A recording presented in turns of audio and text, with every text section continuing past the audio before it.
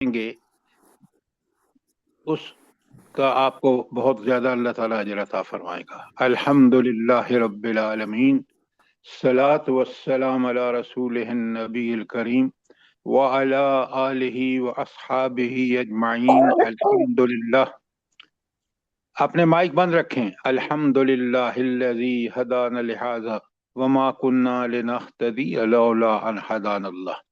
رب اشرح لی صدری ویسر لی امری واحلل عقدۃ من لسانی یفقہوا قولی، آمین یا رب العالمین۔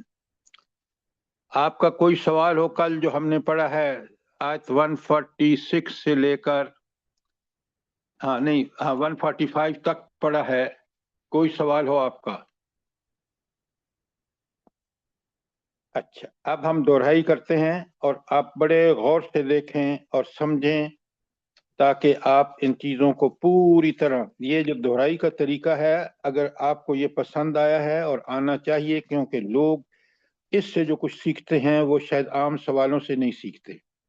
تو 146 سے 151 تک کیا ہے، 146 میں پڑھ رہا ہوں اور سوال پھر اس کے بعد آئے گا۔ بسم اللہ الرحمن الرحیم۔ الا الذین تابوا، بے شک سوائے ان لوگوں کے، تابو جنہوں نے توبہ کی، واصلحوا جنہوں نے اپنی اصلاح کر لی، واعتصموا باللہ اور اللہ تعالیٰ کے ساتھ مضبوطی سے چپک گئے، واخلصوا دینہم اور اپنے دین کو خالص کر لیا، للہ اللہ کے لیے۔ تو یہ چار کام جنہوں نے کیے، توبہ، اصلاح، واعتصموا باللہ اور اخلصوا دینہم، تو اللہ فرماتے ہیں فاولئک مع المؤمنین، تو یہ جنت میں مومنوں کے ساتھ ہوں گے، وسوف یؤت اللہ المؤمنین اجرا عظیم، اور اللہ تعالیٰ اہل ایمان کو عنقریب بہت بڑا اجر عطا فرمائے گا۔ اچھا، یہ کون لوگ ہیں جو یہ چار کام کریں تو اللہ تعالیٰ ان کو بہت بڑا اجر دے گا، معاف بھی کر دے گا اور قیامت میں جنت کے ساتھ رکھے گا؟ یہ کون لوگ ہیں؟ منافقین کے بارے میں کہا ہے کہ اگر منافق اپنا توبہ کریں، اصلاح کریں اور قرآن پاک پہ صحیح طریقے سے عمل کریں اور اپنے دین کو خالص اللہ تعالیٰ کے لیے کر لیں تو ان کو اللہ تعالیٰ مومنین کے ساتھ کرے گا اور اجر عظیم عطا فرمائے گا آخرت۔ ہاں، لیکن آپ اگر منافقین کا اوپر جو ذکر شروع ہوا ہے نا آیت 142 سے، آپ ذرا قرآن کے ساتھ رہے نا۔ جی سر، یہ وہ منافقین کے بارے میں کہا گیا ہے جو آپ ذرا چپ رہیں، مجھے بات کرنے دیں۔ جی سر، آپ کہیں کہ یہ منافقین جن کا ذکر 142 میں آیا ہے، اور اسی میں اگر آپ غور سے دیکھیں تو ان لوگوں کا بھی ذکر ہے جو مومنوں کافروں کے ساتھ جنہوں نے دوستیاں کی ہیں۔ آپ آدھی بات مت کیا کریں۔ ان تمام لوگوں کو پھر اللہ رب العالمین کتنے کریم رحیم اور ارحم الراحمین ہیں، کتنے غفور الرحیم ہیں، وہ پھر دعوت دے رہے ہیں کہ تم توبہ کرو، نمبر 1، چار کام کرو، توبہ، پھر اپنی اصلاح کرو، واعتصموا باللہ۔ اچھا، یہ واعتصموا باللہ کا مطلب کیا ہے، مفہوم کیا ہے اس کا؟ جلدی بتائیں، ارم بتائیں۔ جی سر، واعتصموا باللہ کا مطلب ہے اللہ تعالیٰ کی رسی کو مضبوطی سے تھامے رکھو، یعنی کہ قرآن پاک اللہ تعالیٰ کی وہ رسی ہے جس کا ایک سرا مومنوں کے ہاتھ میں ہے اور ایک سرا اللہ تعالیٰ کے ہاتھ میں ہے۔ اگر قرآن پاک کو مضبوطی سے تھامے رکھو گے، اس پہ عمل کرو گے، تو اس کا مطلب ہے کہ آپ نے اللہ تعالیٰ کی رسی کو مضبوطی سے پکڑ لیا۔ ہاں، لیکن آپ نے بات ادھوری کی ہے۔ پہلے آپ کا ایمان اسی قرآن اور سنت کے مطابق ہوگا، نمبر 2، اس ایمان کے مطابق عمل کریں گے، یعنی اس ایمان کے تقاضے پورے کریں گے۔ نمونہ کون ہوگا؟ نبی کریم صلی اللہ علیہ وآلہ وسلم۔ اگر یہ کام تم کرو گے تو یہ، اور وہ جو رسی ہے جو اللہ کی کتاب ہے اس کا ایک سرا ہمارے ہاتھ میں ہے، جیسے ابھی ہم اس سرے ہی سے فائدہ اٹھا رہے ہیں۔ اگر ہم نے اس سرے کو نہ پڑھا نہ سمجھا تو مجھے بتائیں کہ ہم کس حال میں ہوں گے۔ اچھا، اب یہاں سے تو یہ پتہ چل گیا کہ سارے گناہ معاف ہو سکتے ہیں، بشرطے کہ کیا شرط کیا ہے اس سارے گناہوں کی معافی کی؟ تابوا واصلحوا واعتصموا واخلصوا دینہم۔ کیا مطلب ہے سارے کا، چاروں کا ملا کے کیا مطلب ہے؟ یعنی کہ توبہ کرو، اپنی اصلاح کرو، قرآن پاک کا حق ادا کرو اور اپنے دین کو اللہ تعالیٰ کے لیے خالص کرو۔ نیکیوں وہ کو پلڑا جس کا بھاری ہو جائے گا تو اللہ تعالیٰ اس کے لیے جنت میں اجر عظیم کا مطلب ہے کہ اللہ تعالیٰ اسے جنت میں جگہ دے گا۔ ہاں، لیکن آج بھی دیکھیں اس کا مجھ سے کیا تعلق ہے بھلا؟ اللہ تعالیٰ مجھے کیوں فرما رہی ہے سب؟ جلدی بتائیں۔ کیونکہ یہ چاروں چیزیں خلوص نیت سے اگر میں کروں گا اور پکا سچا اپنے رب پہ میرا ایمان ہوگا کہ میرا اللہ مجھے دیکھ رہا ہے، میرے ہر عمل کو دیکھ رہا ہے، میری ذات سے بھی بالکل تعلق ہوگا کہ میں نے اس کے پاس آخر میں کھڑا ہونا ہے، جواب دہ ہونا ہے، تو میں نے نیکیاں کمانی ہے تاکہ میرا پلڑا بھاری ہو۔ شاباش شاباش زرتاج صاحبہ، یہ ہے قرآن کا مقصد کہ ہم ان کو پڑھ کے سمجھیں اور پھر اپنا جائزہ لیں۔ یہ ہمیں آئینہ دکھا رہے ہیں یہ آیات۔ کتنا زبردست نصیحت کا، اس سے بہتر کوئی طریقہ ہو سکتا ہے جو اللہ تعالیٰ نے ہمیں بتایا ہے؟ اچھا، اب آپ آ جائیں اگلی آیت پر۔ کوئی سوال ہو آپ کا اس آیت کے بارے میں؟ کیا بات جلدی کریں۔ تو اب آپ نے دیکھا کہ کوئی ان میں سے ہمیں خرابی ہے، ہم فوراً توبہ کریں، توبہ کر کے اپنی اصلاح کریں۔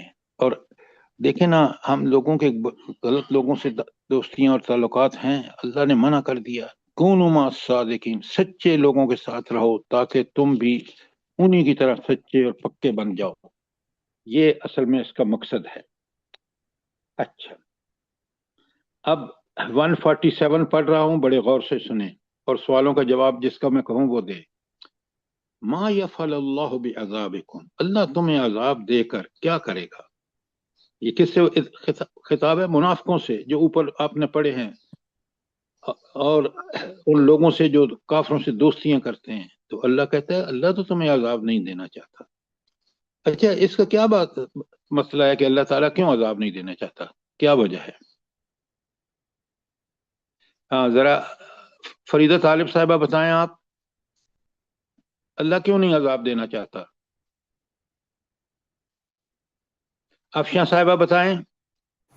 کیونکہ اللہ تعالیٰ کو اپنے بندوں سے بہت پیار ہے، بندہ ہی ہے جو اکثر ملتا ہی نہیں۔ پیار ہے ان لوگوں سے جو نیک ہیں، بروں سے کوئی بروں پر لعنت بھیجتا ہے اللہ، تو اللہ نے اس کا بندوبست کیا ہے، انبیاء بھیجے ہیں اور کتابیں نازل کی ہیں۔ یہ ہے جواب اس کا۔ اب اللہ کہتے ہیں کہ عذاب دے کر کیا کرے گا؟ اگر تم کیا کرو، شکر کرو اور آمن تم، اور تم ایمان کی روش اختیار کرو۔ اچھا، پہلے تو مجھے یہ بتائیں، اور پھر آگے اللہ کہتے ہیں وَقَانَ اللَّهُ شَاكِرًا عَلِيمًا، اگر انسان شکر کرے گا اور ایمان لائے گا تو اللہ اس کے لیے کیا ثابت ہوگا؟ شاکرن، بڑا شکر اس کی، اللہ تعالیٰ اس کو بالکل اس کی نیکیوں قبول کرے گا اور اس کے شکر کی بڑی قدردانی کرے گا اللہ تعالیٰ، کیونکہ اللہ علیم ہے، دلوں کے بھید کو جانتا ہے۔ اچھا، یہاں شکر تم اور آمن تم سے مراد کیا ہے؟ ام عبداللہ۔ جی، ایک تو وہ آیت فعبد کا تم من آیت الشاکرین۔ مت پڑھیں، جی مجھے سر، پہلے عام جی الفاظ میں سمجھائیں۔ سر جی، اللہ تعالیٰ کے تمام احکامات کے اوپر پوری طرح عامل ہوگا، اور اللہ تعالیٰ کی تمام نعمتیں جو اس کو ملی ہوئی ہیں ان کو اللہ کے راستے میں لگا کے ان کا پوری طرح حق ادا کرے گا، تو وہ شکر تم و آمن تم میں آتا ہے۔ اب یہ ایکسپلینیشن نہیں ہے، پہلے ہے آمن تم، کہ ایمان کیسا؟ کہ اللہ کو خالق، رازق، مالک اور حاکم مانے، اس کی بات کو پوری طرح قبول کرے۔ اگر اس پہ عمل نہیں کر رہا تو اس کا ایمان ٹھیک نہیں ہے۔ رسول اللہ صلی اللہ علیہ وسلم پر ایمان یہ ہے کہ وہ اللہ کے بھیجے ہوئے رسول ہیں، اور جو بات کہتے ہیں وہ وہی ہے اور وہ حق ہے، اور اس کو ماننا میرے اوپر فرض ہے۔ یہ ہے ایمان رسالت پر۔ آخرت پر ایمان کیا ہے؟ جلدی بتائیں ارم، آخرت پر ایمان کا مطلب کیا ہے؟ سر، مفہوم کیا ہے؟ آخرت پر ایمان کا مطلب ہے مجھے یہ پکا سچا یقین ہونا چاہیے کہ میں شاباش، دنیا میں جو یقین کچھ بھی ہونا کر چاہیے رہا کہ یہ سارے مراحل، کیا مرنے کے بعد اس میں قبر میں جو مجھے رہنا ہے، پھر مجھے اٹھایا جائے گا دوسرے سور پر، میں اللہ کے سامنے پیش ہوں گا اور وہ اللہ سب کچھ جانتا ہے، تو آخرت پر یقین ہونا چاہیے کہ یہ سارے مراحل برحق ہیں۔ اب اگر مجھے یقین ہے تو پھر میں کوئی برائی نہیں کر سکتا، مجھے پتہ ہے کہ وہ لکھی بھی جا رہی ہے اور اللہ کو پتہ بھی ہے۔ یہ ہے ایمان کا معنی۔ اگر ایمان آپ آج مسلمان کہتے ہیں ہم تو جنت میں جائیں جائیں، اور ایمان نام کی چیز ان میں ہے ہی نہیں، کیوں؟ وہ اس ایمان کی خود مخالفت کر رہے ہیں۔ سر جی یہ بہت پیاری بات آپ نے کل لکھائی تھی کہ ایمان جو کیفیت ہے یقین کی۔ ارم نے بالکل یہی بات کہی ہے، جی مجھے جی مزہ یہ آ گیا۔ بہت پیارا لفظ مجھے لگا، اور میں نے لکھا کہ واقعہ میں کیفیت ہماری جو ہوتی ہے وہی ہمارا ایمان ہے۔ دیکھیں نا، ہم لوگوں کو اس طرح بتائیں کہ ان کو ہوش آ جائے کہ یہ جو ایسا ایمان کبھی کام نہیں آئے گا جو ایمان کے ہم دعوے دار ہیں۔ بے شک۔ اچھا، اب یہ تینوں ایمانیات یہ آمن تم ہے۔ شکر تم کا مطلب ہے کہ شکر یہ ہے کہ ان نعمتیں جو اللہ نے بے مثال اور لازوال اور ایسی نعمتیں ہیں کہ جن کی بارش کر دی اللہ نے، اس کی ربوبیت دیکھیں، اس کی الوہیت دیکھیں، تو ان کا شکر یہ ہے کہ ہم ان نعمتوں کا شکر کرتے ہوئے اسی کے احکامات کی پابندی کریں، نہ شرک کریں اور نہ اس کے کسی حکم کی خلاف ورزی کریں۔ یہ ہے اس کا مطلب۔ اب سمجھ آئی یہ بات کہ نہیں؟ جی سر جی۔ اچھا، اس کے بعد یہ آیت 147 تھی، 148 میں اللہ تعالیٰ فرما رہے ہیں کہ لا یحب اللہ جہرا بالسوء، اللہ تعالیٰ کو بالکل پسند نہیں کہ کسی بری بات کو بلند آواز سے کہا جائے۔ کیا مطلب ہے؟ کہ آپ اللہ کو سب پتہ ہے، آپ کے دل کی کیفیات بھی پتہ ہیں، تو کیا ضروری ہے کہ ہم ہلا گلا مچا دیں، تکلیف آئے یا کسی برائی کا سامنا ہو یا کوئی برا ہمارے ساتھ کر رہا ہو، چپ کر کے اپنے اللہ سے دعائیں مانگے کہ اللہ مجھے برداشت کی توفیق عطا فرما، اور میرے رب تو ہی مجھے اس تکلیف سے نکالے گا۔ تو اللہ کو یہ ناپسند ہے کہ آپ ہلا گلا مچا دیں۔ اور پھر اللہ فرماتے ہیں ہاں الا من ظلم، لیکن اس کو یقیناً جس پر ظلم کیا گیا ہے وہ ظالم کے خلاف آواز اٹھا سکتا ہے، کیونکہ یہ دین میں بالکل جائز ہے۔ وَقَانَ اللَّهُ سَمِيعًا عَلِيمًا، یہ بندے کو تسلی دی جا رہی ہے کہ جو کچھ تو کہہ رہا ہے یا جو کچھ اس نے ظلم کیا ہے وہ اللہ دیکھ بھی رہا ہے اور اللہ کے علم میں بھی ہے۔ تم اگر صبر کرو گے تو تم اجر کے مستحق ہوگے، اور اس نے جو گناہ کی ہے اس کو قیامت کے دن اس کے سامنے آ جائے گا، اس کی سزا اس کو مل کر رہے گی۔ اچھا، اب مجھے یہ بتائیں کہ اس کا سوال میں آپ سے پوچھ رہا ہوں، اس کا سوال یہ ہے کہ یہ مجھے بتائیں کہ اللہ تعالیٰ جو ہے وہ ظلم کے خلاف آواز اٹھانے کو تو حکم دیتا ہے، لیکن مظلوم کو یہ اجازت نہیں دیتا کہ وہ ظالم کے علاوہ کسی سے گلے شکوے کرے اور ہلا گلا مچا دے۔ تو مومن کیا کرے گا جب اس پر کوئی ظلم ہوگا، حکومت وقت کرے گی جیسے آج مسلمان حکومتیں کر رہی ہیں، تو کیا اس کا رویہ ہونا چاہیے؟ صبر اور شکر کرنا چاہیے۔ لیکن ایک بات یاد رکھیں، یہ آپ صبر اور شکر اس طرح جب کہتے ہیں نا تو اس کا مطلب یہ ہے کہ آپ ظلم کے خلاف آواز نہیں اٹھائیں گے۔ سخت احتجاج کرنا چاہیے سر۔ بالکل آپ نے ٹھیک کہا کہ انسان کو اس کی برائی کو سب پہ واضح کرنا چاہیے تاکہ سارے لوگ اٹھ کھڑے ہوں ظلم کے خلاف۔ یہ ہے قرآن کا حکم۔ صبر صبر ایسا صبر نہیں کہ جس میں آپ برداشت کرتے جلائیں اور ظالم ظلم کرتا جائے، ظلم کا ہاتھ پکڑیں۔ اور آپ کو پتہ ہے حدیث کہ اللہ کے رسول صلی اللہ علیہ وسلم نے فرمایا کہ اگر طاقت ہے تو طاقت سے روکو، اگر طاقت نہیں ہے تو زبان سے برا کہو، کم از کم اس کی۔ تو اب زبان سے برا کہنے کا پورا حق ہے انسان کو۔ اچھا، سر اس کے ایک بعد حدیث کا مفہوم میرے ذہن میں آ رہا ہے اس آیت پہ، وہ لگتا ہے کہ پورا ہوگا کہ نبی پاک صلی اللہ علیہ وسلم کا فرمان ہے کہ 3 لوگوں کی غیبت کرنا یا بدگوئی کرنا جائز ہے، ایک ظالم حکمران کی، ایک وہ شخص جس سے کسی دوسرے کی عزت محفوظ نہ ہو، اس عزت کا خطرہ ہو، اور تیسرا وہ دکاندار جو کم تولتا ہو۔ ایک اور حدیث ہے، ارم بڑے غور سے سنیں، اگر کوئی شخص آپ سے اپنی بیٹی کا رشتہ کر رہا ہے اور اس کو معلومات چاہیے تو وہ آپ سے پوچھتا ہے کہ یہ لوگ کیسے ہیں، تو آپ کا فرض ہے کہ آپ اس کو صحیح صورتحال سے آگاہ کر دیں۔ وہاں بھی آپ لاگ لپٹی کی بات نہیں کریں گے، اس کو ٹھیک ٹھیک بتائیں گے۔ اور آپ کو پتہ ہے کہ شادی بیاہ مرنا جینا اگر اسلام کے مطابق نہیں ہے تو اللہ کو یہ پسند نہیں ہے۔ لہٰذا بہت ساری چیزوں میں اللہ نے الاؤ کیا ہے، لیکن اس اجازت کا مقصد یہ ہوتا ہے کہ تاکہ خیر غالب ہو اور شر جو ہے وہ مٹ جائے۔ بات سمجھ آئیے کہ نہیں آئی؟ جزاک اللہ سر، بہت اچھا جملہ آخری آپ نے۔ جی سر۔ اچھا اب سنیں، اللہ تعالیٰ کہتے ہیں ان تبدو خیرن، تم اگر بھلائی کو ظاہر کرو، او تخفو یا چھپاؤ، او تعفو عن سوء یا برائی سے معاف کر دو کسی کو، فإن اللہ عفو قدیرا، تو اللہ تعالیٰ بھی تمہیں معاف کرے گا کیونکہ اس کے پاس قدرت ہے۔ اچھا یہاں ایک بات بتائیں، بڑے غور سے سن لیں پہلے، کہ انسان جو ہے اللہ تعالیٰ کب انسان کے لیے عفو قدیرہ ہوگا؟ جبکہ وہ معاف کرنا سیکھ جائے اور معاف کرے دوسروں کی برائیوں کو، درگزر کرے۔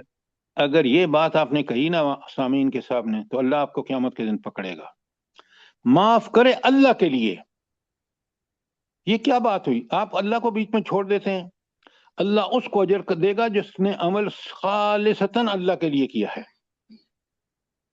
کبھی لوز بات نہ کریں تاکہ سامعین پوری طرح سمجھیں اور اپنے زندگی میں عمل کریں، اسی کے لیے یہ قرآن نازل ہوا ہے۔ بات سمجھ آئی کہ نہیں آئی؟ جی جی سر، جزاک اللہ۔ دیکھیں یہاں آیت میں کلیئر جواب یہ ہے۔ پہلے تو بولا مت کریں جب تک میں کہوں نہیں، کیونکہ میں نے اب سوال کرنا تھا کسی اور سے اور آپ بول پڑیں بیچ میں۔ اب بڑے غور سے سن لیں پہلے، چلیں پہلے سوال کر لیتے ہیں۔ اچھا اب اپنا افضل چیمہ صاحب یہ بتائیں کہ یہاں کیا اللہ تعالیٰ نے شرائط رکھی ہیں کہ اللہ تعالیٰ اس کس بندے کے لیے عفو بھی ہوگا اور قدیر بھی ہوگا؟ سر جو آیت سچے کے دل اندر سے معاف کرے اللہ کو مطلب اللہ کی رضا کے لیے، تو اللہ کے بندے اوپر کیوں نہیں دیکھتے؟ ان تبدو خیرن او تخ، پہلے تو وہ بھلائی کرے اور بھلائی اس کی زندگی کا مقصد ہو، اس کے بعد دوسرے نمبر پہ ہے وَتَعْفُ عَنْ سُوءٍ، کہ برائی کو برے کو معاف کرے اللہ کے لیے، کیونکہ جب وہ اللہ کے لیے کرے گا تو اللہ اس کو بھی معاف کرے گا، کیونکہ اس نے بھی زندگی میں کوئی غلطیاں کی ہیں، توبہ بھی قبول کرے گا۔ تو دو چیزیں ہیں، پہلی زندگی میں مقصد بھلائی ہو، امر بالمعروف بھلائی ہے، نہی عن المنکر بھلائی ہے، اور اللہ تعالیٰ نے جتنے کام دنیا میں انسانی زندگی بھلائی سے، تاکہ دنیا کے انسان ہماری بھلائی سے خوب فائدہ اٹھائیں۔ اب بات سمجھ آ گئی ہے کہ نہیں آئی؟ جی سر الحمدللہ۔ اچھا آیت کو پوری طرح پڑھا کریں تاکہ فہم قرآن یہ ہے کہ ہم آیت کا پورا مفہوم بیان کریں، اور یہ میری اور آپ کی تربیت ہو رہی ہے۔ اچھا اب اللہ تعالیٰ فرماتے ہیں آیت 151 میں پڑھ رہا ہوں، ان الذین یکفرون باللہ ورسلہ ویریدون ان یفرقوا بین اللہ ورسلہ۔ یہاں رک کے میں آپ سے سوال کر رہا ہوں اور آپ مجھے بتائیں کہ یہ اللہ تعالیٰ اور رسول یا رسولوں میں فرق کرنا کیا، اس میں کون سی چیزیں ہیں؟ جلدی بتائیں، 3 چیزیں ہیں، میں بتا دوں، تینوں کو بتائیں مجھے۔ پہلی بات، ہاں بتائیں آمنہ صاحبہ۔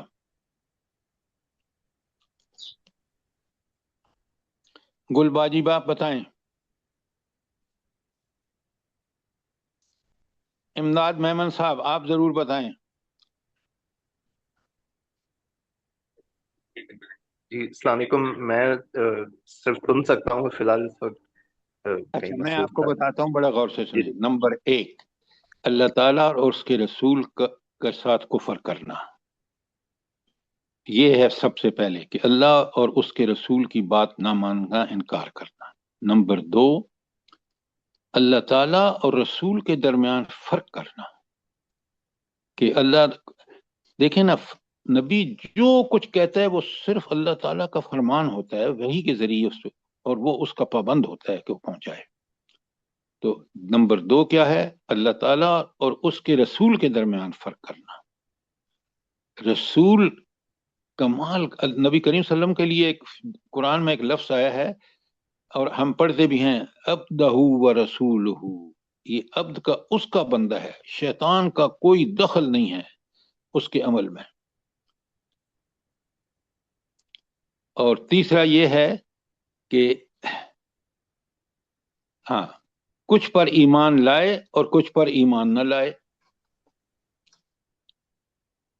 آپ کو پتہ ہے بقرہ کی 85 بار بار میں نے آپ سے کہی ہے، جس میں اللہ تعالیٰ کہتے ہیں افتؤمنون ببعض الکتاب وتکفرون ببعض، قرآن کے کچھ حصے پر عمل کرتے ہو اور کچھ کو مانتے ہو اور کچھ کو نہیں مانتے. ومن یفعل منکم ذلک، جو تم میں سے یہ کام کرے گا اس کو دنیا اور آخرت دونوں میں عذاب دوں گا. یہ 3 کنڈیشن میں نے آپ کو بتائی ہیں کہ اللہ اور کے رسولوں کا انکار کرنا نمبر 1، نمبر 2 اللہ اور اس کے رسول کے درمیان فرق کرنا، نمبر 3 کچھ پر ایمان لانا اور کچھ پر ایمان نہ لانا. یہ ہے ان الذین یکفرون باللہ ورسولہ ویریدون ان یفرقوا بین اللہ ورسلہ. 3 کنڈیشن آپ نے لکھ لی ہیں. تمہارے پاس پینسل کیوں نہیں ہے؟ یہاں شاید آئے ہو اس لیے کہ آپ بیٹھے میرے ساتھ بات، وہ سب لکھ رہے ہیں، تم نہیں لکھ رہے. انا للہ و انا الیہ. اس کو وہاں سے لے اور کاغذ اس کو 5 وہ اسٹیپل کر کے دو. اچھا، اب جناب آپ آگے دیکھیں کہ قرآن کہتا ہے، ہاں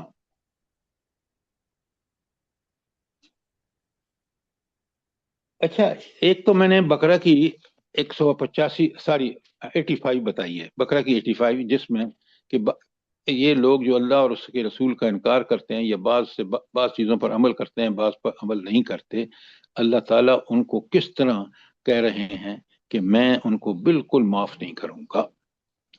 کیوں؟ یہ پارشل جزوی ایمان اللہ کو ہرگز پسند نہیں ہے. ہم پورے کے پورے اللہ کے تابعدار بن جائیں ہر معاملے میں، ہر جگہ اور ہر وقت. اچھا، اس کے بعد آپ یہ دیکھیں کہ اللہ تعالیٰ کہتے ہیں اولئک هم الکافرون حقا، ایسے مومن جو اس طرح کی 3 چیزیں ان میں ہیں وہ حقیقت میں کافر ہیں. ذرا نوٹ فرمائیں. اور اللہ کہتے ہیں وَأَعْتَدْنَا لِلْكَافِرِينَ عَذَابًا مُهِينًا. اچھا، اس آیت میں عذاب مہین کا کیا مطلب ہے؟ جلدی بتائیں. قرآن کو کھولو، کھولا گیا آپ کے سامنے. جی، یہاں اس جی، یہ جو آیت میں تینوں عذاب، باتیں، جی ام عبداللہ، جی پیچھے جو تینوں باتیں کی ہیں، یکفرون باللہ ورسلہ، یریدون ان یفرقوا بین اللہ ورسلہ ویقولون نؤمن ببعض ونکفر ببعض، تو ان کو عذاب مہین دیا جائے گا کیونکہ رسولوں کا انکار کیا، رسولوں کے اوپر اچھا میں نے کہا عذاب مہین کیا چیز ہے، اس کا جواب نہیں دے رہی ہیں. رسوا کن عذاب دیا جائے گا، یعنی جن کے ساتھ انہوں نے ظلم و زیادتی کی، یعنی پیغمبروں کا ذکر ہے، تو ان کے سامنے ان کو عذاب جب دیا جائے گا. عذاب دیا جائے گا تو ان کافروں کو ان پیغمبروں کے سامنے عذاب دیا جائے گا جن کی بات انہوں نے نہیں مانی، جن کے خلاف یہ سارے اقدامات انہوں نے کیے. تو یہ مہین کا مطلب ہے. دوسری جگہ یہ ہے کہ جن پر ظلم کیا اللہ ان کو بھی دکھائے گا کہ دیکھیں ان کو کیا حشر ہو رہا ہے یہاں اس ظلم کی وجہ سے. لیکن یہاں کیونکہ بات ہو رہی ہے کہ اللہ اور رسولوں کی، تو اللہ تو عذاب دے رہا ہے، وہ دیکھ ہی رہا ہے، رسولوں کو بھی دکھائے گا. کن رسولوں کو؟ جن کی انہوں نے تکذیب کی. اب بات آپ ٹھیک کہہ رہی ہیں، آپ سمجھ آ گئی یہ بات آپ کو؟ جی جی سر، آپ نے یہ کل بھی لکھوایا تھا، رسولوں کے سامنے عذاب دیا جائے گا. اچھا، اب دیکھیں کتنا ہم نے کلیئرلی اس دہرائی میں چیزیں سمجھ لی. اور ہم اپنی ذات کے لیے، کیونکہ میں اور آپ قرآن کے طالب علم ہیں، ہمیں ان چیزوں پر کما حق عمل کرنا ہے، اور عمل اس وقت ہوگا جب ہم پوری طرح سمجھیں گے۔ اچھا، اب آیت 152 پہ چلتے ہیں۔ اللہ تعالیٰ کہتے ہیں والذین آمنوا باللہ ورسلہ ولم یفرقوا بین احد منہم، اور جو لوگ ایمان رکھتے ہیں اللہ اور اس کے رسولوں پر، اور انہوں نے ان میں سے کسی کے مابین کوئی فرق نہیں کیا۔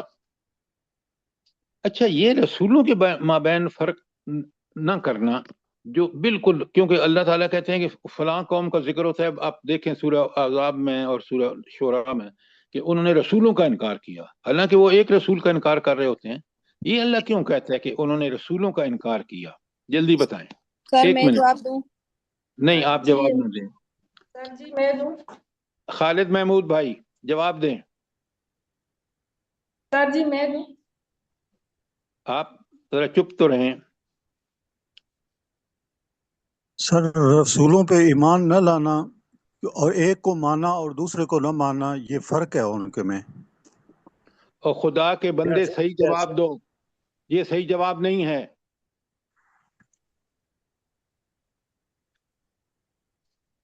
ہاں جی، آپ جواب دیں ارم صاحبہ۔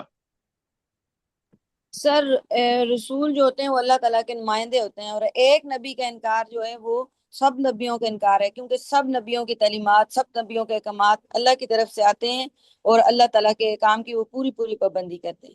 اس لیے اگر کوئی ایک نبی کا انکار کرتا ہے، فرق کرتا ہے اس میں، تو اس کا مطلب ہے اس نے تمام نبیوں کا انکار کیا۔ بالکل آپ نے ٹھیک کہا، لیکن ایک بات آپ کہتے کہ ہر نبی نے اللہ کی عبادت کی دعوت دی ہے۔ پڑھ لیں آپ سورہ اعراف پڑھ لیں، سورہ ہود پڑھ لیں، اور سورہ شورا پڑھ لیں، کہ ہر نبی نے آ کے کہا اعبد اللہ، اللہ کی عبادت کرو، غیر اللہ کے آگے مت جھکو، شرک مت کرو، صرف توحید میں بھی اللہ کی عبادت، یہ ہر نبی کا پیغام ہے۔ کسی ایک نبی نے نہیں، سب انبیاء نے یہی کہا۔ تو اب ایک نبی کو جھٹلائیں گے تو گویا آپ اس پیغام کو جھٹلا رہے ہیں، اسی نبی کے اسی پیغام کو جھٹلا رہے ہیں جو سابق نبیوں نے دیا۔ اس لیے ایک نبی کا انکار سب نبی کا انکار ہے۔ بات سمجھ آئی کہ نہیں آئی؟ جزاک اللہ سر، آگے۔ اچھا، تو اب اللہ کہتے ہیں کہ کتنا بڑا، اگر آپ اس دین پر جو رسول، دیکھیں نا، آپ مجھے یہ بتائیں حضرت ابراہیم کی تعریفیں اللہ تعالیٰ کیوں کرتے ہیں قرآن میں؟ اس کو خلیل اللہ کہا ہے، اپنا دوست کہا ہے، اس وجہ سے کہ انہوں نے توحید کا حق ادا کیا، ایک اللہ کی عبادت میں پورے اپنے باپ سے، اپنی قوم سے اتنا جھگڑا کیا کہ انہوں نے آگ میں ڈالا، اللہ تعالیٰ نے ان کے سامنے اس آگ کو بالکل ٹھنڈا اور پرسکون بنا دیا، ایمان پھر بھی نہیں لائے۔ اور اللہ نے حکم دیا، دیکھیں آج بڑا آسان ہے ہوائی جہاز پہ بیٹھ کے دوسری جگہ اتر جانا، وہاں سے کہا کہ آپ جائیں، کہاں جائیں؟ فلسطین جائیں، آپ وہاں جائیں، اس میں سعودی عرب میں جائیں، مکہ مکرمہ میں، سارے سفر یا تو پیدل یا اونٹ پر کیے۔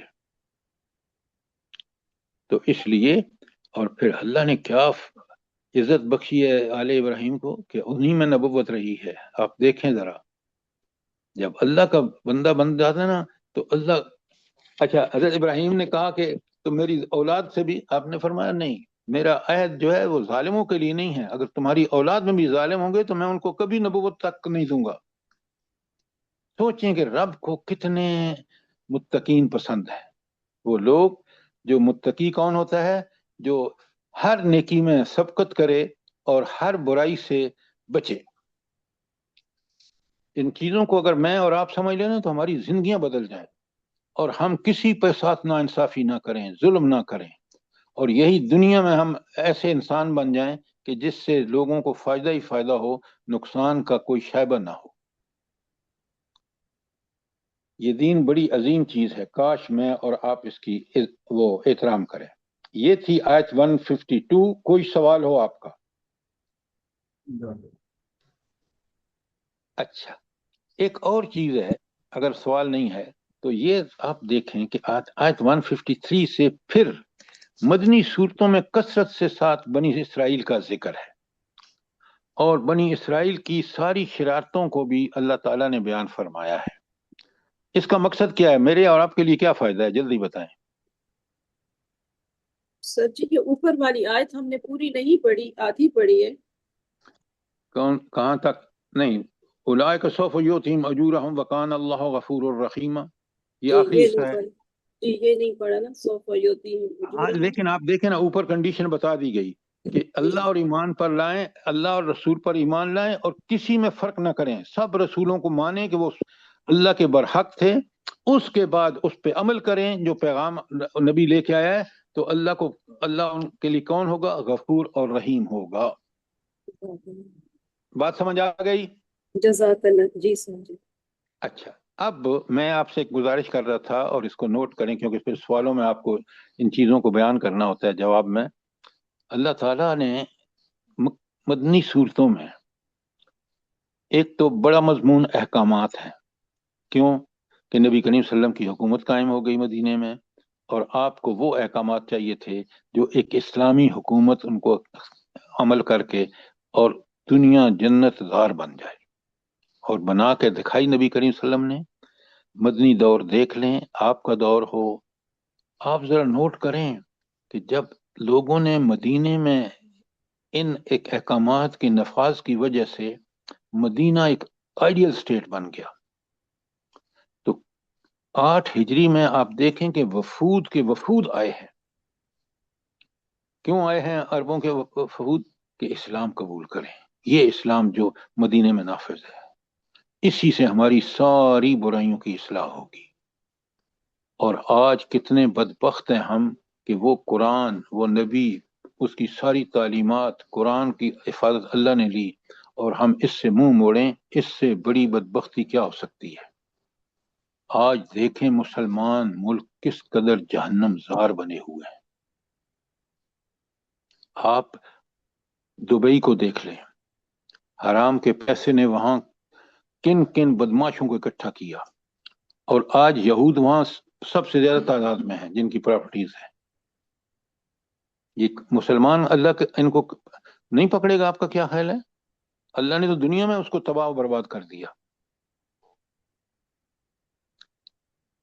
اچھا، اب آپ ایک چیز نوٹ فرمائیں، آج میں نے جب دیکھا یہ میڈیا پر کہ وہ شہزادہ جو ہے سعودی عرب کا، وہ بھی اس معاملے میں کہ ان کے اڈے تباہ جو امریکہ کی ہیں، وہ بھی ان کے خلاف بول رہا ہے۔ کیا ہم مسلمان ہیں؟ بتائیں نا کہ کفار کی حفاظت کفار سے زیادہ ہم خود کر رہے ہیں۔ ایسا یہ نہیں ہے زرتاج صاحبہ؟ بالکل سر، آپ جی سر ٹھیک جی، کہہ رہے ہیں۔ بالکل ایسا پہلے ہی تو ہے، ان کی بالکل جوتیاں چاٹی ہیں انہوں نے، اور ابھی اس کے خلاف بول رہا ہے۔ بالکل ایسا ہے، اور اتنا دکھ ہوتا ہے کہ کیا کر رہے ہیں، یعنی بالکل اللہ کے احکام کی پرواہ ہم نہیں ہے۔ دیکھیں اللہ تعالیٰ نے ہمیں کس ذلت میں مبتلا کر رکھا ہے صرف ہماری ان حرکات کی وجہ سے، ورنہ اللہ تو آپ پڑھ کے آئے ہیں، صاف وعدہ کرتا ہے کہ جو میرے دین کے غلبے کے لیے کوشش کرے گا میں اس کا پشتیبان ہوں گا، اور اللہ نے ثابت کر دیا کہ کس طرح وہ پشتیبان ہے اس کا، ایران کا۔ بے شک بے شک۔ اچھا چلیں آگے چلتے ہیں۔ اچھا، میں نے آپ سے گزارش کر رہا تھا کہ سب سے زیادہ احکامات مدنی صورت میں، وجہ کہ ایک اسلامی حکومت بن گئی ہے، اللہ تعالیٰ کی حکومت قائم ہونی ہے، تو اللہ تعالیٰ نے وہ احکامات سارے نازل کیے، چاہے وہ انسان کی تزکیے کے حوالے سے ہوں، یا معاشرت کے معیشت کے حوالے سے ہوں، سیاست کے حوالے سے ہوں، سارے احکامات آپ پڑھ لیں، انہیں کو ہم پڑھ رہے ہیں سورہ نساء میں۔ اچھا، ایک اور بڑا کثرت سے مضمون بیان ہوا ہے، بنا وہ کیا ہے؟ سر یہ ایک تو علم کام ہے، اور دوسرا اہل کتاب، تیسرا منافقین، اور چوتھا جاد و قتال اور غزوات پر تبصرہ۔ یہ مدنی صورتوں کے مضامین ہیں سر۔ بیٹا آپ نے بہت اچھا بتایا، سب سے تفصیل سے بیان کیا اللہ نے یہود و نصارہ کو۔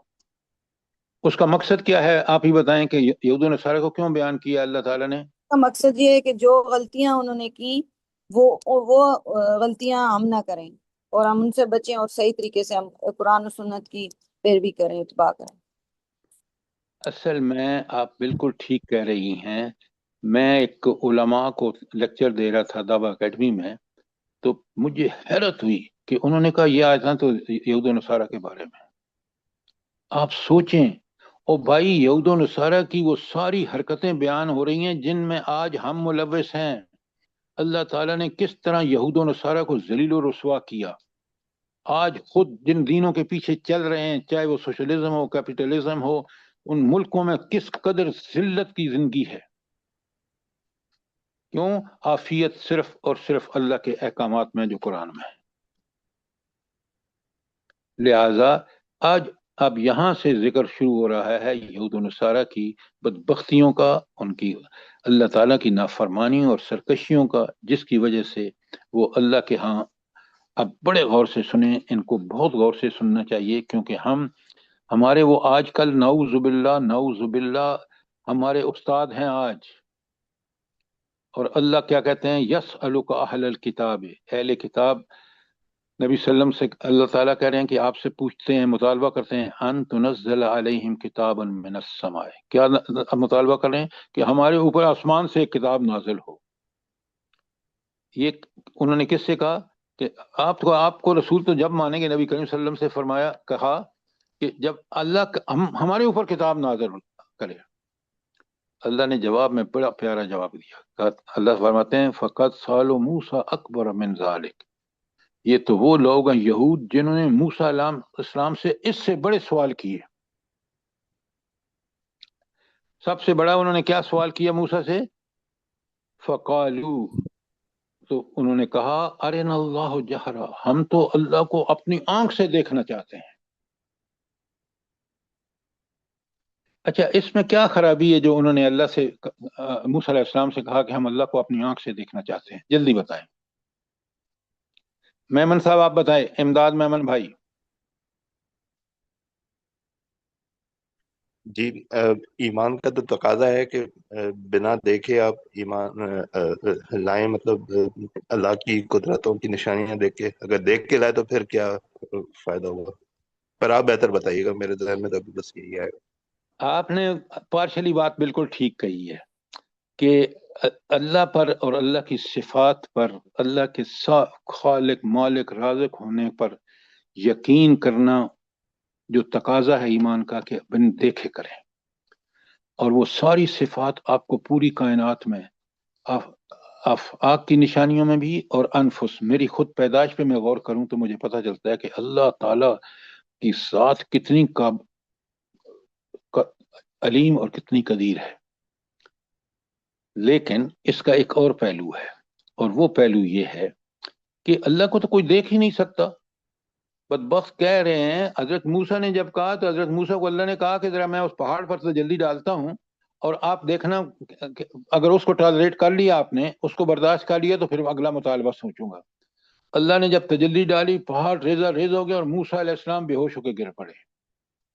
یہ ایک نبی کے ساتھ معاملہ پیش آیا ہے، اور یہ بدبخت کہہ رہے ہیں کہ ہم اس اللہ کو اپنی آنکھوں سے دیکھنا چاہتے ہیں. یہ کتنی بڑی جسارت ہے کہ اللہ جس نے دنیا کو پیدا کیا، جس نے مجھے خود پیدا کیا، میں اسی کی ساری نعمتوں کا فائدہ اٹھا رہا ہوں. میں اگر اس پر ایمان نہیں لاتا اور پھر مطالبہ بھی کرتا ہوں کہ میں اس کے پھر ننگی آنکھ سے دیکھوں، سوچیں کتنا بڑا، یہ اللہ کے حوالے سے میری کتنی بڑی جسارت ہے. بات سمجھ آ گئی؟ جی، جزاک اللہ. اچھا، اب اللہ کہتے ہیں فَأَخَذَتْهُمُ الصَّاعِقَةُ بِظُلْمِهِمْ، تو ان کی پکڑا ایک کڑک نے، اور وہ ان کے گناہ کی وجہ سے تھی. یعنی اب دیکھیں کہ اللہ تعالیٰ کتنا زبردست ہے کہ اس نے ان کے اس سرکشی کی بنا پر ایک کڑک بھیجی جس نے ان کا خاتمہ کر دیا. پھر انہوں نے کیا کیا؟ دیکھیں، حضرت موسیٰ ان درمیان موجود، اور نبی آتا ہی اس لیے کہ تاکہ اللہ پر ایمان لا کے شرک کو ہمیشہ کے لیے ختم کر دیا جائے. تو انہوں نے کیا کیا؟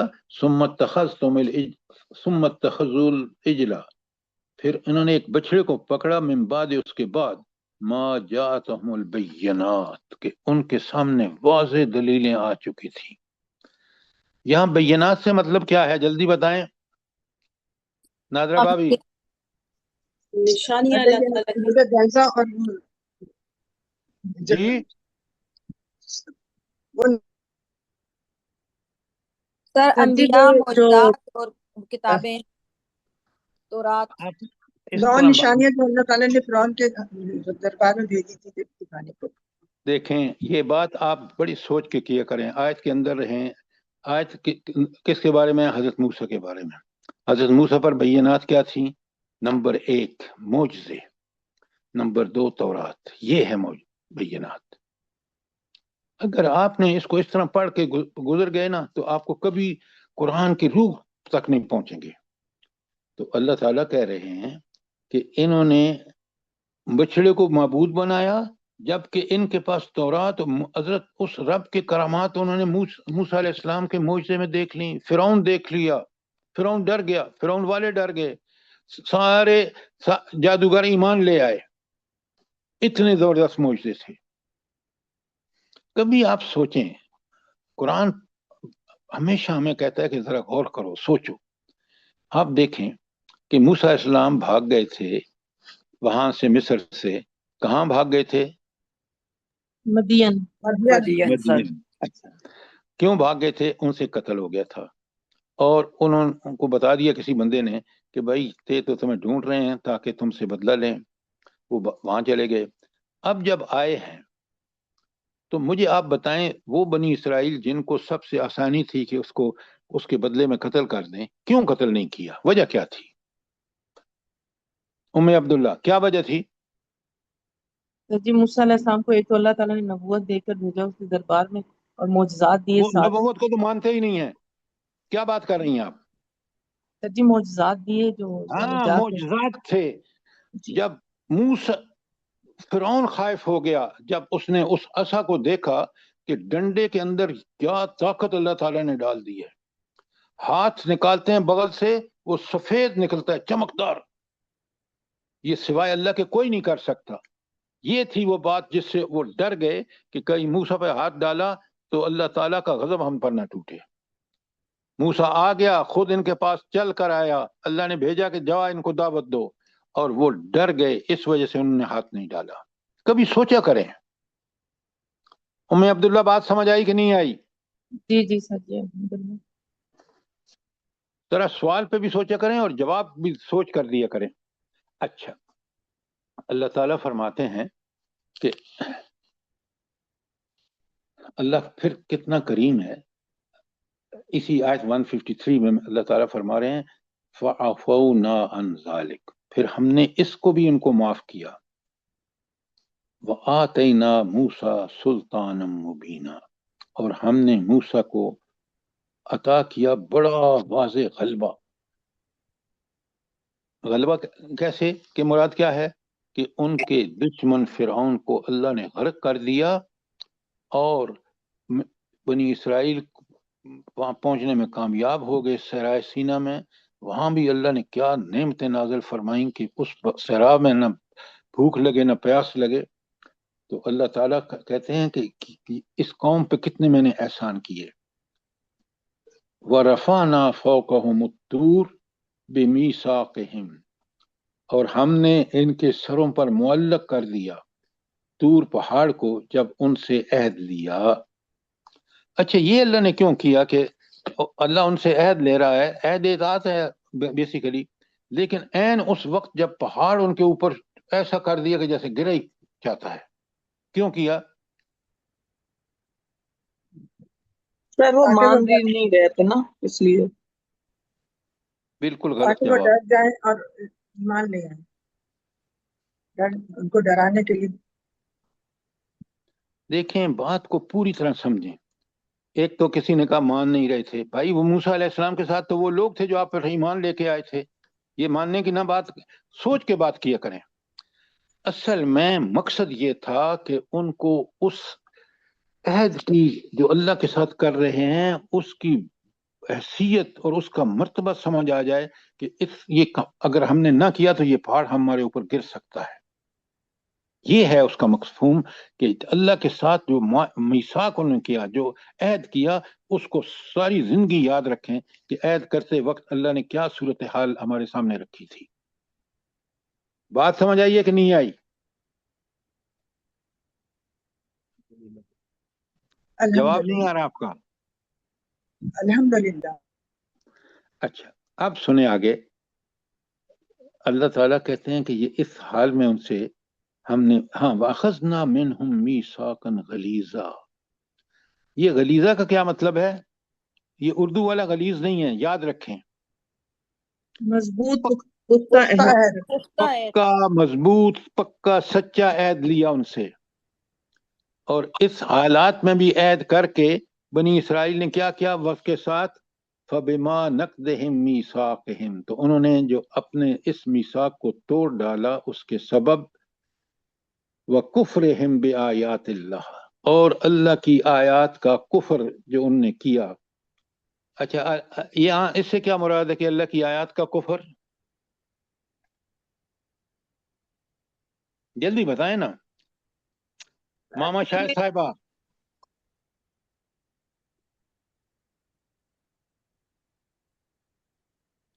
رشید صاحب، محمد رشید صاحب، اجمل صاحب، نبیلہ۔ اچھا، اب بڑے غور سے سنیں، یہاں جو وَكُفْرِهِمْ بِآيَاتِ اللَّهِ کہ اللہ کی آیات، یہ قرآن کی آیات نہیں ہیں، قرآن نازل نہیں ہوا تھا، یہ کس کی آیات ہیں؟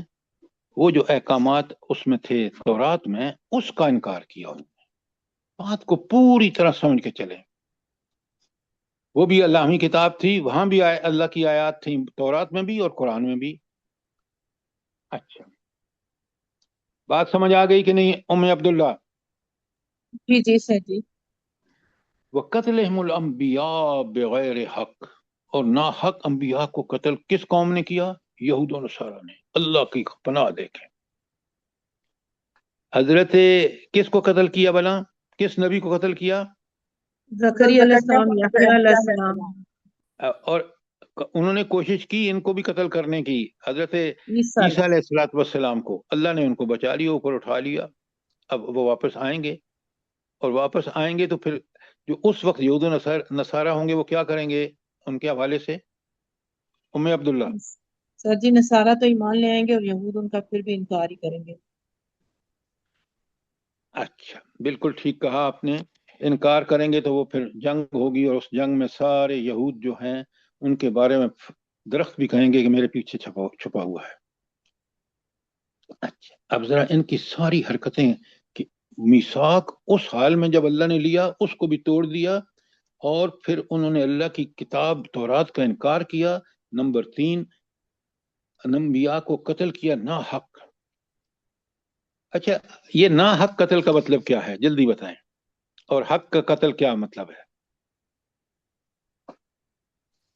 سر حق اگر کے یہ قتل کے تو بارے قتل کے بدلے قتل ہے، اور کچھ اور بھی شکیں ہیں، لیکن سر جی انہوں نے تو ان کو حق پہنچایا، لیکن انہوں نے اس حق کو آپ ماننے سے بالکل انکار غلط کیا۔ کہہ رہی ہیں، آپ بالکل غلط کہہ رہی ہیں۔ حق کا قتل یہ ہے کہ جو آپ نے قتل کے بدل قتل ہے نا، وہ حکومت کا فرض ہے، کوئی آدمی خود نہیں اٹھ کے قتل کر سکتا قاتل کو۔ کیا بات کر رہی ہیں آپ؟ ہمیشہ بات کریں تاکہ دین کا صحیح مفہوم ہمارے سامنے آئے۔ حق کا قتل ہے کہ کسی کو اس کے قتل کرنے کی وجہ سے دوبارہ قتل کیا جائے، یہ حکومت کرے گی۔ نمبر 2، کافر مسلم کافر ہو جائے تو اس کو قتل کرنا حق ہے۔ نمبر 3، کافروں سے لڑائی ہو تو کافر کو قتل کرنا حق ہے، یہ ہے حق قتل کرنا۔ اب بات سمجھ آئی کہ نہیں آئی؟ جی جی سر جی۔ اچھا، اس کے بعد آگے چلتے ہیں۔ اللہ تعالیٰ کہتے ہیں کہ آیت 55 بڑی اہم آیت ہے۔ پلیز سر جی یہ تینوں چیزیں ذرا دوبارہ ریپیٹ کر دیں کہ یہ جو بھی آپ نے بتائی ہے کہ 3 چیزیں جو قتل کرنے کے لیے۔ ایک ہے بدلے میں قتل کرنا، کسی نے قتل کیا اس کو قتل کرنا، یہ بندہ خود نہیں کرے گا، یہ حکومت وقت اسلام نافذ ہوگا تو کرے گی. آج آپ ملک میں نافذ نہیں ہے نا, تو آپ دیکھ لیں قتل کھلے پھر رہے ہیں, خوب رشوتیں دے کے ایک کے بجائے 10 اور قتل کر دیتے ہیں. تو اللہ کا دین بڑا منصفانہ ہے, اگر اس پہ عمل ہوگا تو قتل غیرت نہیں ہوگی. نمبر 2, اگر کافروں سے جنگ ہو رہی ہو تو اس وقت کافر کو قتل کرنا حق کا قتل ہے. نمبر 3 میں نے کیا بتائی ہے, جلدی بتائیں. مرتد جو کا قتل ایمان لانے کے بعد ایمان سے پھر جائے. مرتد کا قتل جائز ہے. جزاک اللہ. لکھ لیا آپ نے؟ جی سر. جی تو سر جی جزاک اللہ. انبیاء کو دیکھیں نا, کتنا بڑا جرم ہے کہ اللہ کے نبی کو قتل کریں. اللہ کا نبی تو آتا ہے, وہ کوئی آپ سے کسی چیز کی ایک پائی تک کا ذرہ دار نہیں ہوتا, پھر آپ کو وہ دین اللہ کا بتاتا ہے جس دین کی وجہ سے آپ دنیا اور آخرت دونوں میں کامیاب ہوتے ہیں. اس کا قتل تو میں کہتا ہوں اس سے برا قتل کوئی ہو ہی نہیں سکتا. اب بات سمجھ میں آئی ہے کہ نہیں آئی؟ جی الحمدللہ. جزاک اللہ. اچھا, یہ تھی آیت. ہاں, اللہ تعالیٰ کہتے ہیں کہ وَقَوْلِهِمْ نہیں, ہاں وَكُفْرِهِمْ بِآيَاتِ اللَّهِ وَقَتْلِهِمُ الْأَنْبِيَاءَ بِغَيْرِ حق. آگے آیت میں 155 میں اللہ فرماتے ہیں وَقَوْلِهِمْ قُلُوبُنَا غُلُفٌ. یہ اتنے بدبخت ہیں کہ کہتے ہیں ہمارے دل تو بڑے پکے بند ہیں, اس میں تو آپ کی کوئی بات جا ہی نہیں سکتی. اور وہ بات انبیاء کی بات ہے, انبیاء کی بات اللہ کی بات ہے. تو یہ جب کہتے ہیں تو اللہ کہتے ہیں بل طبع اللہ علیہ بل طبع اللہ علیہا بکفرہم, لیکن اللہ نے تو ان پر غلاف چڑھا دیا, یا اللہ نے ان پر دلوں پر مہر لگا دی بکفرہم, ان کے کفر کی وجہ سے. تو اللہ تو کہتا ہے میں بندوں پر ظلم نہیں کرتا, تو پھر اللہ نے کیوں مہر لگا دی ان کے دلوں پر؟ امی عبداللہ. سر سر جی جی جب انسان سرکشی میں حد سے زیادہ بڑھ جاتا ہے اور اللہ کے حکموں کا انکار کرتا ہے بار بار, معجزات اور یہ سب چیزیں دیکھنے کے باوجود, تو ان کے پھر اللہ کفر کی تعالیٰ اس کے وجہ دل سے. پر مہر لگا. دیکھیں وہ یہاں خود ایک بڑا نقطہ ہے لطیف, آپ سمجھ ہمارے لیں. دلوں پر آپ نے غلاف بیان چڑھ گیا کیا. ہے, اللہ جی کبھی ظلم کرتا. سر وہ خود اقرار کر رہے ہیں کہ ہم نہیں قبول کرتے, ہمارے دلوں پر غلاف چڑھ گیا ہے, تو ظاہر ہے وہ خود. نہیں, بالکل آپ ٹھیک کہہ رہے ہیں, لیکن میں تھوڑا سا اس کو کھول دیتا ہوں تاکہ آپ جب بیان کریں تو سامعین سمجھیں بات کو. دیکھیے بات یہ ہے کہ اللہ نے اختیار دیا ہے بندے کو بڑا محدود, کہ چاہے تو میری دعوت جو انبیاء کے ذریعے بھیج رہا ہوں اس کو قبول کرو, چاہے تو قبول نہ کرو. قبول کرو گے تو جنت میں جاؤ گے, قبول نہیں کرو گے تو دنیا میں بھی ذلیل ہوگے اور آخرت میں بھی. اس کا ثبوت عقلی میرے سامنے آج کے حالات ہیں. افضل صاحب, چیمہ صاحب سمجھ رہے ہیں میری بات؟ جی جی الحمدللہ. اس کے بعد اللہ کیوں ظلم نہیں کرتا؟ اللہ نے جب ان کو اجازت دی تو انہوں نے ظلم پہ ظلم کیا اور سرکشی کی انتہا کر دی. جیسے انہوں نے یہود و نصارہ نے اللہ کی کتابیں تبدیل کر دی, یہود نے تورات میں تبدیل کیا اور نصارہ نے حضرت عیسیٰ کو اللہ کا بیٹا بنا دیا. تو یہ وہ جسارتیں تھیں جس کی وجہ سے اللہ نے ان کو, اس لیے کہ وہ اب کبھی قبول نہیں کریں گے ہدایت. کیوں؟ وہ برائی میں اتنی لذت لے رہے ہیں. جب یہ کیفیت ہوتی ہے تو اللہ اس کے دل پر مہر لگا دیتا ہے. کب؟ جب وہ برائیوں میں مزہ لینا شروع کر دیتا ہے اور اللہ کے دین کو کوئی کسی طرح کی لفٹ بھی نہیں کراتا. تو یہ وہ اللہ ہے جو کسی پہ ظلم نہیں کرتا. جیسے افضل صاحب آپ نے کہا کہ وہ ان کے دلوں کو مہر کر دیتا ہے, وہ کبھی ہدایت نہیں پائیں گے. اللہ اکبر. اللہ ان کے عمل کی وجہ سے یہ سب کچھ ہوا. اللہ نے تو ان کو موقع دیا, انبیاء بھیجے, سب کچھ بھیجا. کاش میں اور آپ یہ بات سمجھیں. سر جی ایک سوال ہے, سر جی یہاں کہ وہ ان کو اپنے علم کے اوپر تکبر بھی تھا تب بھی. یہ آپ جب بات کرتے ہیں نا تو آپ 10 دفعہ سوچیں, علم کے تو تکبر ہو ہی نہیں سکتا, وہ اصل میں دنیا پرستی، مال پرستی، ہوس پرستی میں لگے ہوئے تھے. وہ سننا ہی نہیں چاہتے تھے اللہ کی بات، کیونکہ اللہ تو ان سے منع کرتا ہے کہ تم آخرت پرستی پہ لگو، نیکیاں کرو، بھلائیاں کرو، لوگوں کے حقوق پورے کرو، اللہ کے حقوق پورے کرے، بندوں کے حقوق پورے کرو. وہ کرنا نہیں چاہتے تھے. اب بات سمجھ میں آئی کہ نہیں آئی؟ جی جی الحمدللہ اچھا، صحیح ہے. اس کے بعد اب ہم چلتے ہیں، یہ بات ختم ہو گئی یہود و نصارہ کی. اگلی آیت ہے بِكُفْرِهِمْ، اور ان کے اس کفر کی وجہ سے وَقَوْلِهِمْ عَلَى مَرْيَمَ بُهْتَانًا عَظِيمًا، اور اس کا ایک تو کفر سبب ہے، اور دوسرا انہوں نے حضرت مریم جیسی پاکیزہ صفت خاتون کے خلاف ایک بہت بڑے بہتان کو انہوں نے پھیلایا. اچھا، اب بڑے غور سے سنیں، یہاں آپ بات سمجھ لیں کہ حضرت مریم علیہ السلام، آپ کو پتہ ہے حضرت موسیٰ کی پیدائش کو قرآن نے کس طرح ڈیفینڈ کیا کہ یہ کلمۃ اللہ تھے، اور انہوں نے کلمۃ اللہ کا نصارہ نے اللہ کا بیٹا بنا دیا. اللہ نے اصل میں ہوا کیا، ذرا بات کو پوری طرح سمجھیں. اصل میں ایک یوسف نجار ایک شخص تھا جس کے ساتھ حضرت مریم کی شادی نہیں ہوئی تھی، نسبت ہو چکی تھی، یعنی طے ہو چکا تھا، اب یہ شادی نہیں ہوئی تھی، تو رخصتی بھی نہیں ہوئی تھی. تو انہوں نے، یہود نے کیا کہا کہ انہوں نے کہا جی یہ تو نعوذ باللہ نعوذ باللہ، یہ حرام کاری کی ہے حضرت مریم نے اس کے ساتھ، یوسف نجار کے ساتھ، اور یہ اولاد جو ہے اللہ کے نبی کو کہہ رہے ہیں. اس دیکھیں کتنا بڑا گمراہ کن نظریہ ہے. اچھا، تو اس پر جو ہے، جو بہت بڑا ان کا جرم تھا کہ انہوں نے حضرت مریم پر بہتان لگایا. آپ کو پتہ ہے حضرت مریم کی ماں نے منت مانی تھی کہ میں لڑکا ہوگا تو اس کو وہاں عبادت کے لیے چھوڑوں گی بیت المقدس میں. لیکن جب حضرت مریم پیدا ہوئی تو اللہ نے، کیونکہ ظاہر انہوں نے منت مانی تھی انہوں نے، اور ان کی تربیت کس نے کی بلا، کس نے کی؟ زکریا علیہ حضرت السلام. زکریا. اور زکریا علیہ حضرت السلام. زکریا سے رشتہ کیا تھا ان کا؟ خالو تھے. خالو تھے سر، خالو. شاباش.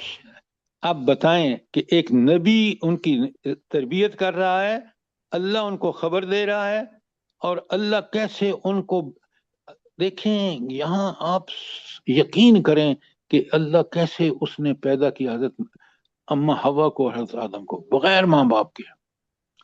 یہاں ماں ہے حضرت مریم، لیکن باپ نہیں ہے. اللہ کے حکم سے بندہ جیتا، پیدا ہوتا، مرتا اللہ کے حکم سے. اللہ نے حکم دیا تو حضرت عیسیٰ پیدا ہو گئے. سبحان اور اللہ. کتنا بڑا بہتان ہے، ذرا نوٹ فرمائیں. اللہ اچھا، اکبر. اور کتنے جاہل ہیں ذرا نوٹ فرمائیں. کہتے ہیں وَقَوْلِهِمْ إِذْ إِنَّ قَتَلْنَا مَسِيحَ عیسیٰ ابن مریم رسول اللہ، اور ان کا سبب یہ بھی گناہ کا سرکشی کیا تھی کہ ان کے یہ کہنے کے کہ ہم نے قتل کیا مسیح عیسیٰ ابن مریم کو، اللہ کے رسول کو. یعنی وہ کتنی بدبختی ہے کہ وہ کہتے ہیں کہ ہم نے اللہ کے رسول کو قتل کیا. استغفر اللہ. کتنی بڑی یہ سرکشی اور بغاوت ہے. تو اللہ تعالیٰ نے پھر کس طرح ان کو، اللہ تعالیٰ کہتے ہیں، دیکھیں سورہ مجادلہ میں 21 نمبر آیت لکھیں یہاں پر، اللہ کہتے ہیں کتب اللہ لاغلبن انا ورسلی. تو اللہ تو کہتا ہے کہ میں غالب آؤں گا اور میرے رسول غالب آئیں گے. مثال آپ کے سامنے ہے، حضور نبی سر کریم یہ صلی اللہ کون علیہ سی آیت تھی، کون سی سورہ کی؟ وسلم. سورہ مجادلہ کی آیت نمبر 21.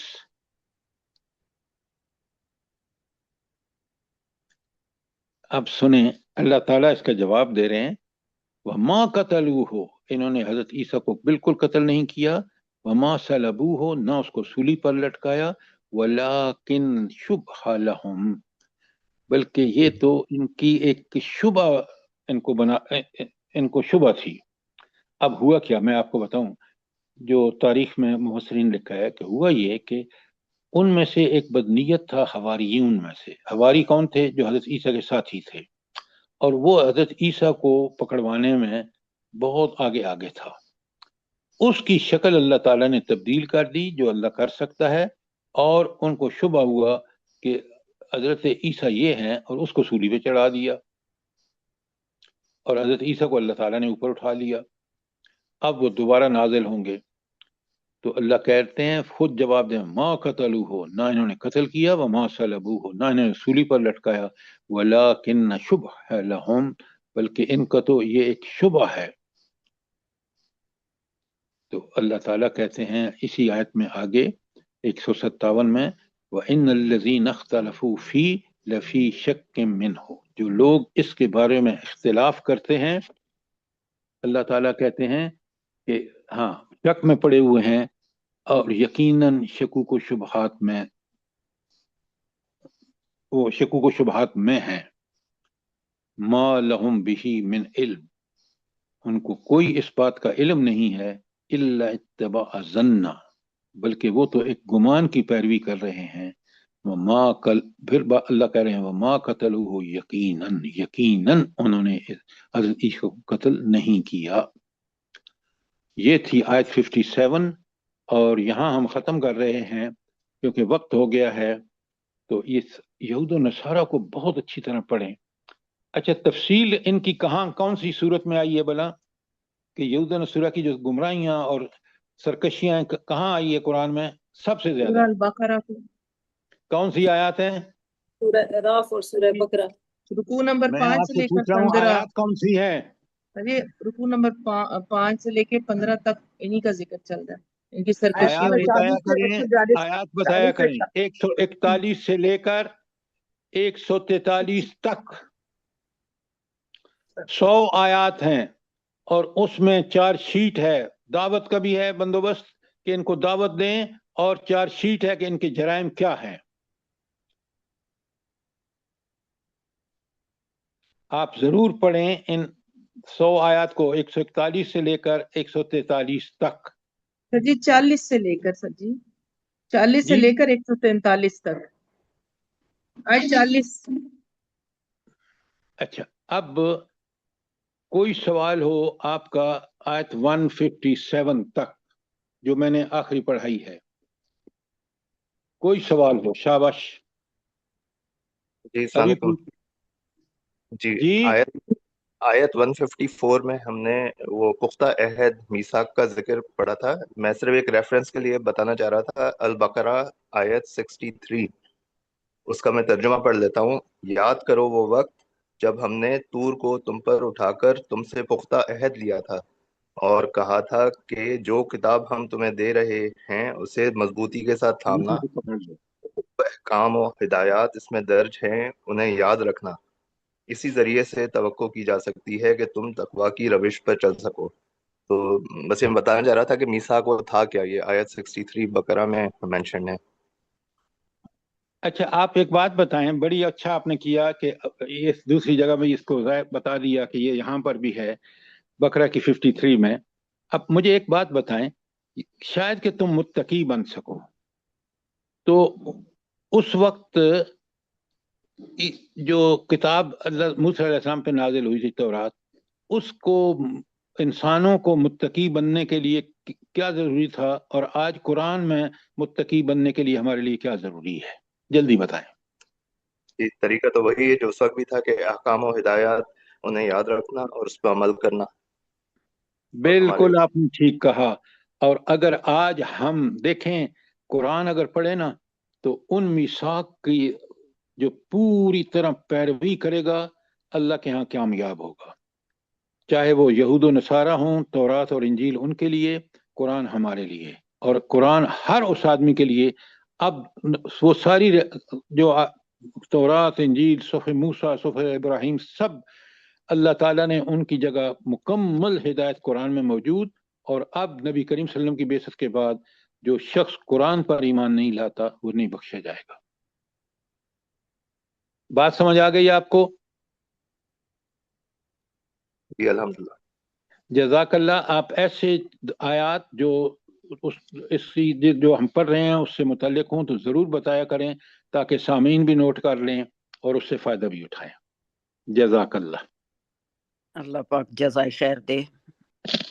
रब्बना तकब्बल मिन्ना इन्नका अंतस समीउल अलीम व तुब अलैना इन्नका अंतत तव्वाबुर रहीम। जज़ाकल्लाह। आमीन या रब्बल आलमीन। जज़ाकल्लाह खैर सर, अल्लाह पाक आपको भी और सबको बहुत बहुत खूबसूरत जज़ाए खैर दे। हम लोगों का ये बैठना कबूल कर ले परवरदिगार, और हम लोगों से कोई भी कोताहियां होती हैं उनको माफ कर दे। हम लोग बस दुआ ही कर सकते हैं हम लोगों के औलादों को, तमाम दुनिया के मुसलमानों के लिए अल्लाह पाक दीन के रास्ते पे चलने वाला बनाए और अमल वाले बनाए, और हम लोगों के तमाम मुसलमानों के मसले मसाइल हल हो जाएं, और अमन कायम कर दे परवरदिगार। आमीन। और जो बीमार है उनको शिफाए कामला आजिला वाली जिंदगी दे, और उनकी बीमारियों को आसान करे, और जो इस दुनिया से रुखसत हो गए हैं उनकी आगे की मंजिलें आसान करे। गेट की तरफ फिर उनको आग लगाएं और आप आमीन सुम्मा आमीन। फटाफट।